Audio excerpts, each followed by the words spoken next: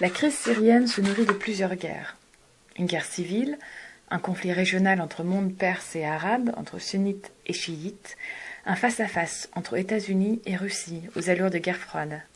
Mais il y a aussi une bataille énergétique autour du gaz. La Syrie se trouve au cœur des intérêts de deux États, le Qatar et l'Iran, la grande puissance régionale. Les deux voisins partagent le plus grand champ gazier du monde, soit 9700 km² dans le golfe Persique. C'est le North Dome du côté qatari et le South Pars du côté iranien. Mais la copropriété se passe mal. Le Qatar, qui n'est pas soumis aux sanctions internationales comme l'Iran, pompe davantage dans la réserve que son grand voisin. Et de son côté, la République islamique menace régulièrement de fermer le détroit d'Ormuz par lequel transitent les méthaniers qataris. Inacceptable pour Doha qui a bâti sa puissance économique sur les exportations de gaz. Pour contourner l'obstacle, les Qataris se sont donc mis à chercher de nouvelles voies de transit. Et en 2009, Doha imagine un gazoduc terrestre allant du golfe Persique jusqu'à la Turquie.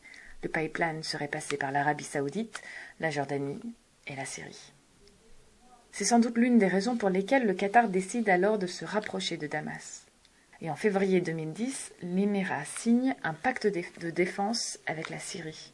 Mais Bachar el-Assad finit par dire non au pipeline qatari. Il s'est souvenu de son allié russe, dont les intérêts économiques auraient été menacés. En 2011, il signe pour la construction d'un pipeline avec l'Iran et l'Irak, qui s'appelle l'Islamic Gas Pipeline, qui sera relié au South Stream, le gazoduc russe. On comprend mieux, dans ce cas, l'intérêt du Qatar à un changement de régime à Damas. Et ces enjeux peuvent expliquer aussi, en partie, le soutien étonnamment massif offert par le Qatar à la rébellion syrienne. On parle de 3 milliards de dollars pour financer l'armement des rebelles. Mais dans cette histoire, les pays européens ont beaucoup à perdre.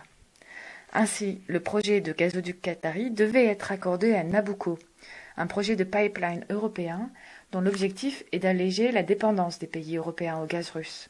C'est un enjeu essentiel depuis la crise du gaz en Ukraine en 2009. L'issue de la crise syrienne devrait donc déterminer également en partie le degré de soumission des pays européens à la Russie.